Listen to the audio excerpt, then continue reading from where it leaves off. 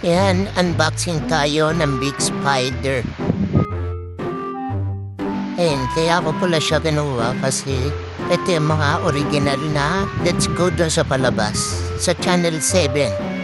Kasama niya is yung chassis or frame yata tawag dyan.